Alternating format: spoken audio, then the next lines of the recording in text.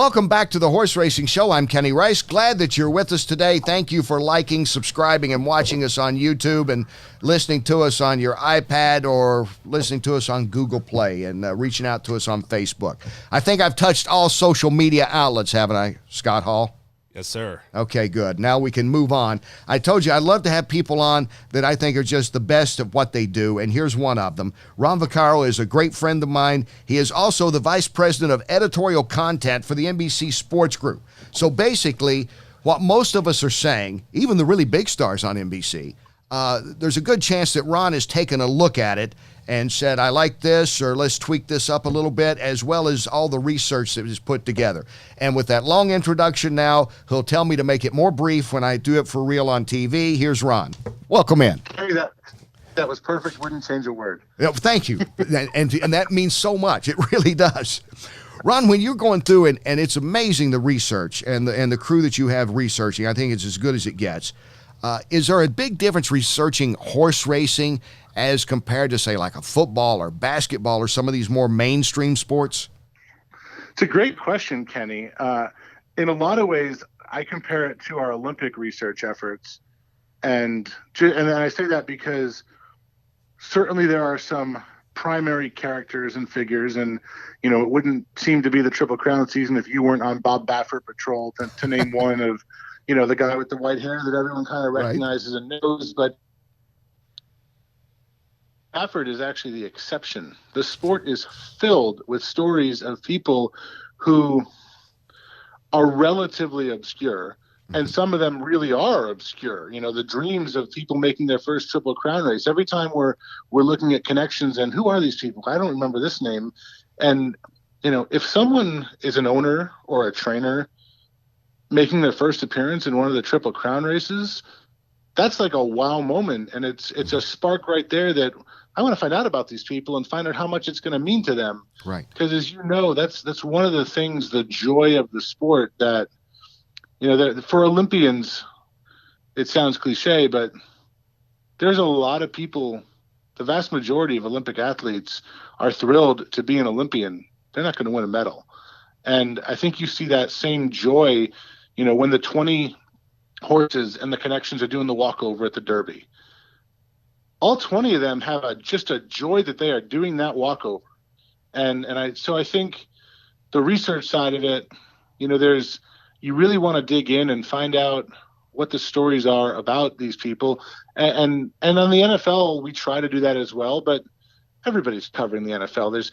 There's not that much new ground to break on many NFL players. You're trying your hardest to do it, but a lot of times you're trying to make sure you're documenting everything that's already out there in a synthesized, compelling way. And it's rare that you're finding someone that you don't know anything about, because everybody is trying to tell you about them. And in horse racing, it's really, you're starting a lot of times from scratch. And I remember you were there when we went during the week of the Preakness, and the whole massive NBC group descended on Kelly Rubley to try and find out what her story was. And, you know, that's kind of the fun of it, is learning and discovery and curiosity. Well, and I think, you know, to me, that's what drew me in. I mean, you know this. I think people that know me know this. I didn't grow up in the horse racing world. When I came to Lexington and was doing local TV, that's how I got involved, because it's so much a part of the city, and the whole fabric of the community is about not just horse racing, but the breeding business, etc. And what drew me in was the different stories around one thing. You know, it's kind of like on a football team. You can have 11 stories or more out there. With a horse, you can have 4, 5, 6 stories in addition to the horse itself, with the owners, trainers, breeders, and, you know, maybe some veterinarian that got involved and helped save him when he was a colt or a filly. That's what always drew me into horse racing. Yeah, and I was thinking about this. It's all of that, and then add to it the fact that the actual time of the event itself that is on the day we're covering is so small, and it's like a cauldron of emotions. And, you know, we're coming up on Belmont, and the first Belmont I went to in an NBC capacity was in 2013. So that's 6 of them so far.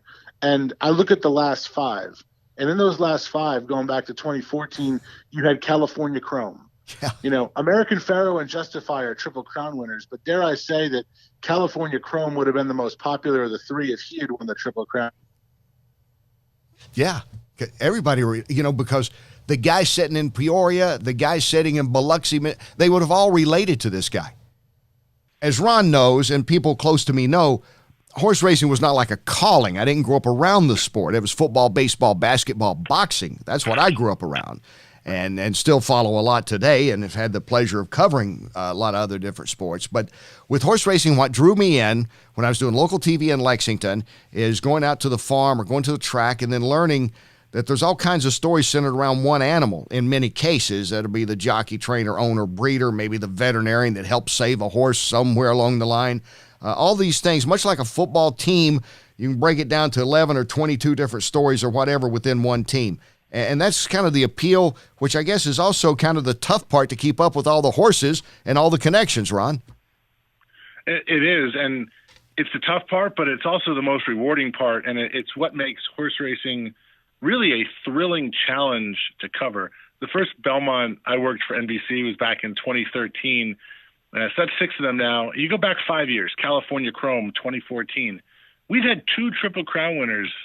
Think about that, American Pharoah and Justify. But Kenny, if California Chrome had been able to win the Triple Crown, I'd tell you he'd probably be more popular than both of them, just because people got behind the story, whether it was the Coburn-Martin family relationship, coming together to name this horse and $10,000, and it was just really a true American story. And then the heartbreak in the Belmont, and you were right there when Coburn was telling you that you'll never see a Triple Crown in his lifetime. Well, boy, he was proven wrong the next year, and then again 3 years later. And I say that because the emotions, it's like a cauldron at these races. They last for 2 minutes, and a football game, you got 3 hours to let the emotions ebb and flow. Horse racing, it's all this buildup, and then there's a 2-minute event, and then you're going to have one group of connections that are absolutely elated beyond their wildest dreams, even if they've been there before because it's a new horse trying to do it. And if you've got a lot of more people who are dejected or angry or sometimes might claim foul, sometimes legitimately so, sometimes not. And it's just all these things are happening at the exact moment, and it's just there's such a rush of characters to cover in those moments that it's intense, and when it goes well, it's thrilling. And then you go into something like the Preakness, and I think you had a horse collar on John Velasquez. You were not going to let him get away. He fell out. He couldn't stay on Bodie Express, but he was not going to get away from Kenny Rice. I didn't want you everybody yelling at me, "Hey, you lost him." But I thought we had John on earlier, by the way. And I told him then, I thought, thank God he's good. Thank God Bodie Express is good. With everybody being good, I think in some ways it was good for the sport, Ron, in that it shows what we know, how tough these jockeys are. Because I don't want to start saying, hey, watch horse racing because it's dangerous. But let's face it, the danger in that is, I think, compared to football with some of the injuries and how severe they can be. And that's why I've always admired jockeys.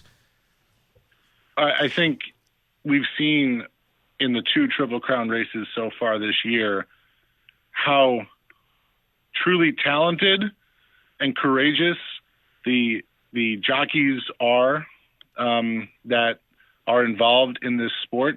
I do think it underscores the need as an industry to make sure that everybody who's in proximity of a horse is doing their absolute best for safety. We've seen the other side of it this year too, just as a general point. And the vast majority of them are great. And I think these moments show just how talented they are. And I think it underscores how important it is to make sure everybody who's around a horse does the same thing. Talking with Ron Vaccaro, who is the Vice President of Editorial Content for NBC Sports, and he is known and loved in our community of the Triple Crown announcing team, the consolidator. That way we don't go on and just ramble. We have a concise message to get out. I hope I did that more. I'll do that more concisely this weekend, Ron. No, you're getting there, Kenny. I'm working toward it. It's something that you don't want to peak too early. Don't want. It's something.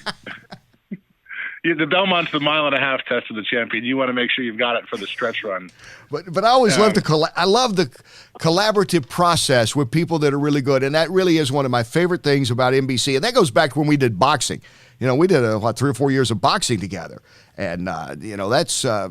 Just the different sports. You come in, you have ideas, and you get together, and okay, let's trim this, let's add this. It makes it fun. It's the challenge that you want as an announcer, just like a challenge that the athletes want to go out there and compete. Well, and what we try and do is really, we used to have this thing when I used to be an Olympics researcher 10 years ago, more than that now, and we had this document that we called Relatable Awe. And it was trying to talk about all of the different Olympic sports with comparisons in a way that would make someone who didn't really know about that sport but was watching it at this moment get what the participants were going through. So it might be, the height of the half pipe is actually X stories high off the ground, and snowboarding doesn't look that way. And, right. It's one of the things as you and I have talked about, I really enjoy covering NASCAR as well, and I'll use that quickly comparison. But Daytona 500 pole qualifying, the drivers will get out there, and the drivers often get out and get interviewed and say, I didn't do anything. I just held on. The crew chief and the engine builder deserve credit for the pole. And it's like, well, that's the inside the sport answer. Right. But you just drove 200 miles an hour on a 2.5 mile track with hard walls on the outside. Yeah. No one else can do that. So the inside sport stuff minimizes things that our audiences are in awe of. You're not doing this horse racing show for the barns. You're doing this because the American people are enchanted and curious and in awe of and want to know more about parts of this sport. And that's the approach we try and take to any of the sports we cover. I'm taking this clip out, and we're going to play this for promo, okay?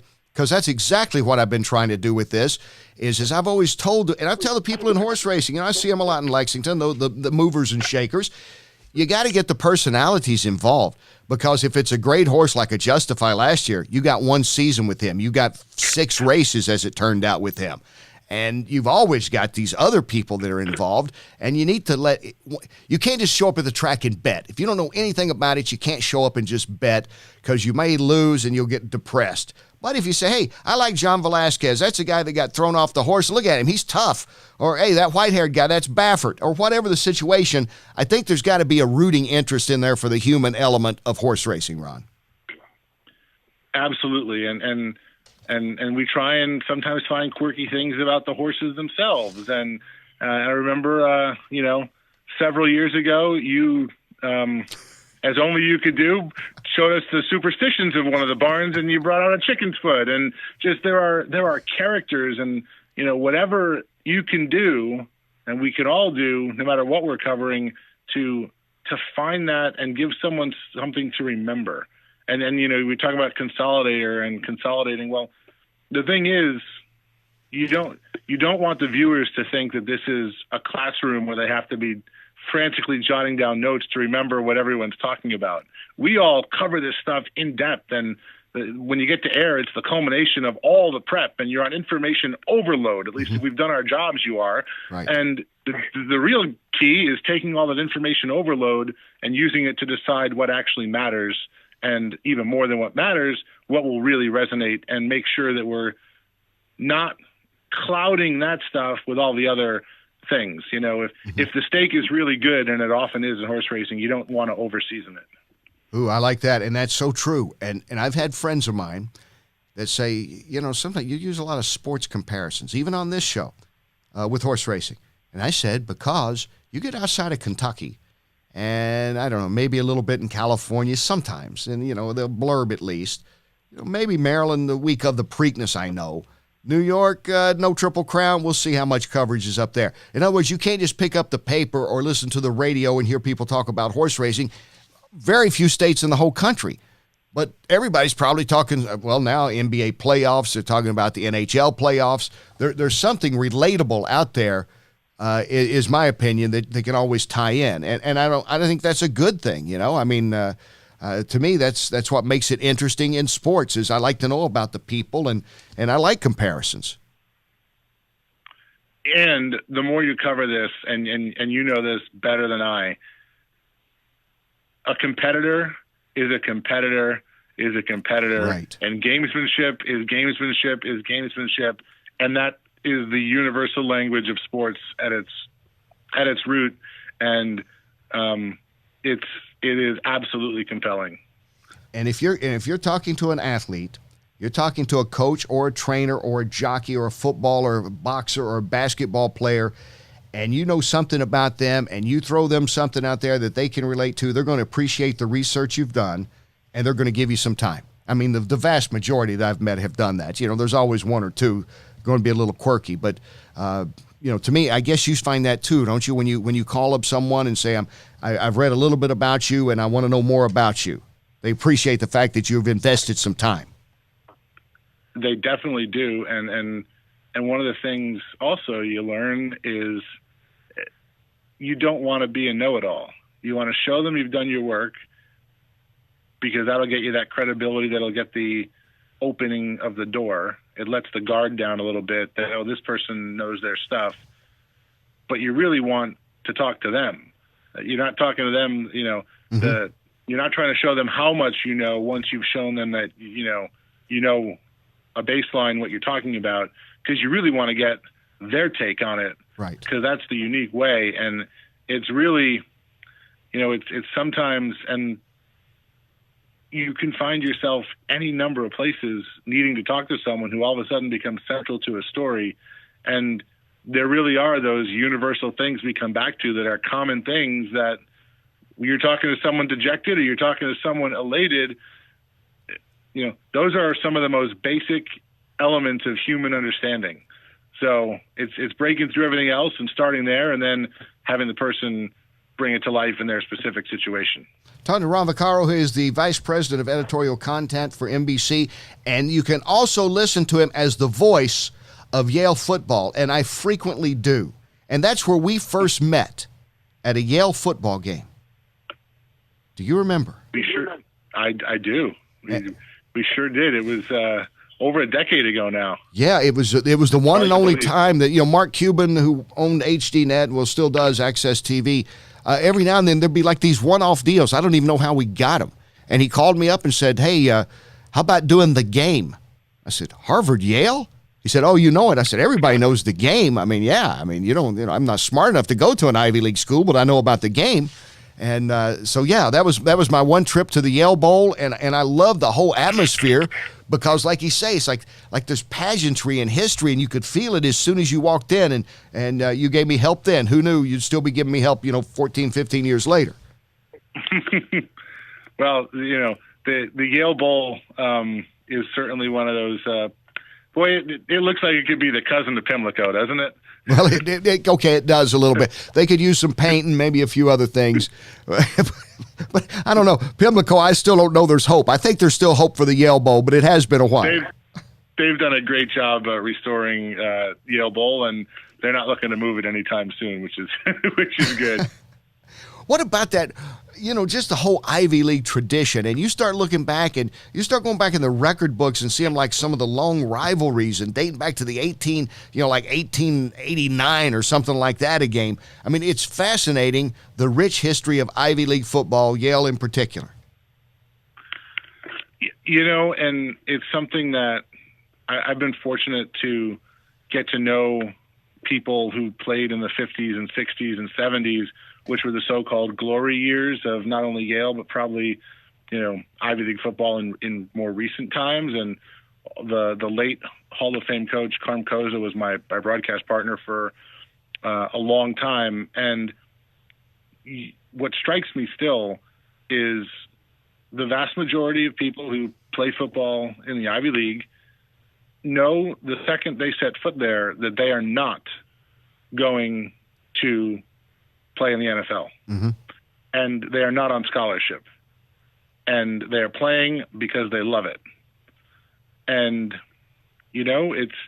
I'll take this back to, the sport we're talking about, horse racing. The math will tell you the vast majority of people who get into horse ownership or horse training are never going to stand up there in a trophy celebration at one of the Triple Crown events. but you know what? There's a chance. Yeah. And it is that chance that is such a hook for so many figures. It's the chance, and it's just the love of the sport. And that's, again, it comes back to there's things that unite all these different things that we do. It might be a different specific, but ultimately at the roots of it, why are the people that we cover doing what they do? Well, the vast majority of them are for the love of it, and because they're competitive, and because they want to win, or they try their best in trying to get there. And you meet some fascinating people along the way. And you know what? That just summed it up. That brought it back together, really, because, yes, everyone thinks they can win a Derby. Maybe someday they look back at a funny side for 17,000 or a California Chrome for 10 and realize there's only been one horse that ever sold for $1 million, that won the Derby, and that was actually Fusaichi Pegasus, sold for $4 million. So, you know, that does give hope out there. And there's always that one guy that goes to the NFL from the Ivy League that always gets the attention or becomes an actor. See, I'd say the Ivy League has as many good actors that played football as pretty much any other conference, Ron. Ed Marinaro was one of them. Marinaro and Dean Cain, I was thinking. Did he play? Yeah, he was a Princeton guy. Yeah. But Marinaro was at a banquet once, and he said, I'll tell you, because one of his records, a long-standing Ivy League record, had been taken down, and he goes, whoever the heck said records are meant to be broken, I want to meet him, because that's not true. You know, all the years later, right. he was much funnier delivering it than I was. But when you mentioned actors, that was the story I thought of. That's a great story. I remember watching a documentary. I think the greatest sport headline. It's right there with the political headline. Dewey wins at Truman's holding up in celebrating his victory. Is Harvard wins 29-29.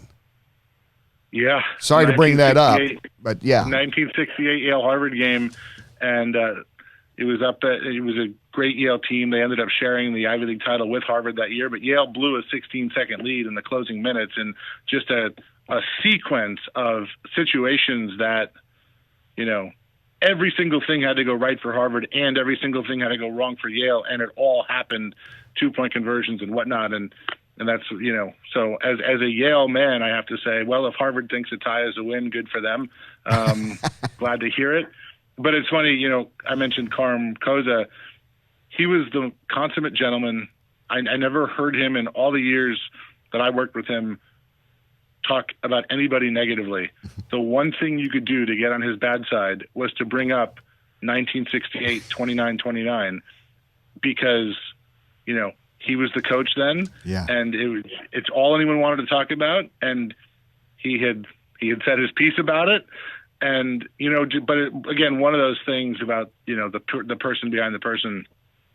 He had some real stars on that team, Calvin Hill and Brian Dowling, right, to name two, and when it was falling apart for Yale at the end of that game, some of the offensive stars were begging Carm to put them in the game to spell some of their defensive brethren who were tired at this point. Wow. And Carm would not do it because he thought it would humiliate the people who had been playing defense all year and all game. And as much as he wanted to win, and he's so competitive, it was more important to him to not disrespect his people who were playing defense. And I think that's one of the reasons at the end of the day he was so beloved. And I'd point out that wasn't him being a softie, because when the long history was run, you know, he won 10 Ivy League championships as a coach, which was pretty damn good. Yeah. So he was able to do both. And you telling that story it just makes this show even better, because I love to talk about other sports and bring everybody in. And I love the Harvard. Yeah, I love old rivalries. I just, whatever they are, you know, I just think that's just wonderful. And that's what sports is about. Like you just said, the whole emotions of it all, and even some of the memories you kind of wish you could forget. But they're there, and that's what makes sports so intriguing to me, and has been fortunate to make a pretty decent living doing it. Well, you're great at bringing those stories through, and, you know, you never know where you're going to find them. You know, one of the things that stays with me most is I saw the Nordic Skiing World Championships in Liberec, Czech Republic in 2009, and it's a Wednesday, and I'm standing in, you know, what you might describe as the middle of nowhere, but there's 40,000 people, because you're in the heart of Europe, wow, over there watching a cross-country skiing race on a Wednesday afternoon in February. And until you're assigned to do it, you'd never find yourself there. But then you start to realize, wow, this is a big deal. Yeah. And you start to realize why people care about things. And, the list goes on and on and on. And it's never boring. And sports, to me, is the greatest thing going, no matter what it is. And I expect it to be a fun Belmont, given this wacky way it's gone on the Triple Crown Road. I think we're going to have a lot of fun Saturday. I do. I just have a feeling the unexpected is going to happen, or we're going to see something really special. It's just a gut feeling, okay? I'm not trying to predict, but the way it's gone, I think it'll be an interesting day. Here's to that, and let's hope that it's a safe day, an interesting day, and it is just a great day of racing. Yeah. At least the Belmont, but the Manhattan, the Met Mile, there are some great races on the card. Yeah, the Met Mile actually will probably be a better race than any of them. That's a star. Not that we don't want you to tune into the Belmont Stakes itself, because that's going to be huge. It's a Triple Crown race, and I think really we had Mark Cassidy on a couple of weeks ago, and he summed it up best. He said it's a Triple Crown race. Because I asked him, I said, any hesitation after the Preakness that you'd go to the Belmont? He said, it's a Triple Crown race. I've been in horse racing all my life. My father was in it. I know the value and the meaning and the history of a Triple Crown race, and I think that sums up the Belmont. Absolutely. And, what would we be saying about War of Will if things had gone a little differently in Kentucky? We'll never know. Right. May or may not have won, but, Mark Cassidy has been one of the compelling characters on this run this year. And yet, the first time he crossed my consciousness, is again a relative newcomer to horse racing, was back when he had Classic Empire, which was the morning line favorite for the Derby a few years back. And we did the feature on the Cassie family, which had the roots on that street right behind the TV compound at Churchill Downs. Right. And it's just the guy we're talking about, who you just mentioned, has been all over the place and has had ups and downs in the sport and in the family because of the sport and all those things. And you could trace it back to a house that's a stone's throw, literally, from Churchill Downs. And that's what we're talking about. That's what we're talking about in a nutshell, about how great this sport is. Ron, I can't thank you enough for being on. I look forward to seeing and working with you again this week, my friend. All right. Thanks, Kenny. Thank you. Ron Vaccaro, who is the Vice President Editorial Content for NBC Sports. He's as good as it gets. And glad that Ron's on. We'll be back with some final thoughts on the Belmont right after this on the Horse Racing Show.